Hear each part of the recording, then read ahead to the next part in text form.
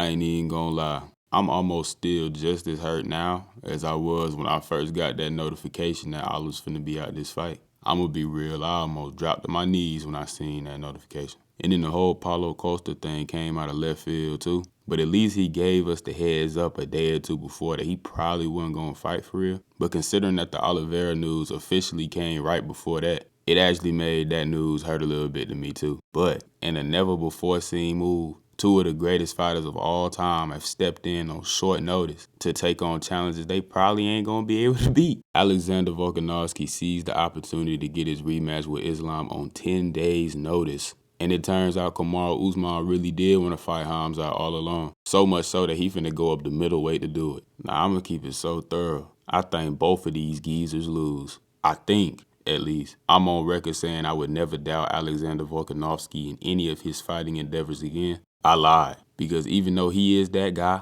and if anybody will pull something crazy off like this, it's him. To say you gonna fight Islam Makhachev on a week and a half notice, in his home at that, you nuts. And like, yeah, I did want to see this fight get ran back, but I don't really like it like that under these specific circumstances. After watching that first fight, I 100% believe that Volk has a chance at beating Islam, like a genuine one, low-key. But that was only with a whole fight camp. On 10 days notice, I ain't really seeing it. Then you got other factors involved, like a longer rehydration period before the fight, meaning that Islam probably gonna be bigger in the cage this time. And it really just made me think that this fight right here gonna go a lot like how I thought the first one was gonna go. And I hate that. Regardless of how Volk potentially loses though, this will be the last time they fight. And so for this highly anticipated rematch to come under these circumstances, it sucks a little bit, it sucks. Even so, the idea of this fight is probably a better one than the Oliveira fight either way. I ain't gonna lie, but we gonna see. Volk, one of the realest human beings that ever walked this earth, because this is a crazy thing to do, but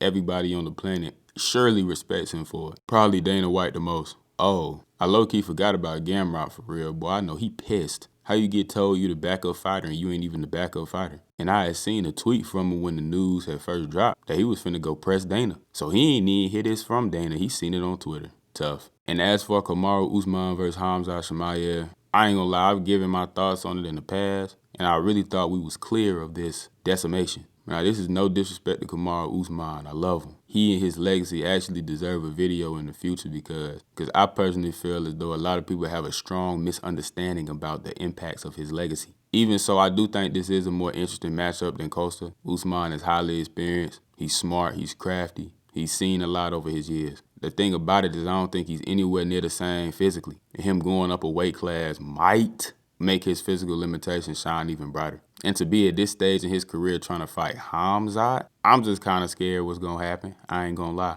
And I don't see Hamzat changing anything in his style to go against Usman. I think he going to spam his shots against him just like he do everybody else, because I don't really think Usman going to be able to handle his constant chain wrestling for real. And along with that, Usman don't pose no jiu-jitsu threat like a Gilbert Burns did. So, yeah, I hate to see Usman just get dog walked. Hopefully he is capable of making this a fight. I'll be interested. As I did say in the past as well, easily his best chance going to be on the feet, hoping to catch Hamzat with something because his defense in the past has shown to be pretty lacking. But if this going to be some kind of wrestling or grappling match, the fight already over. For all this craziness to take place basically right before the card, and for it to turn out like this is crazy. A lot of big names, interesting fights, good storylines going too. Hopefully the card will still deliver like we previously thought it would.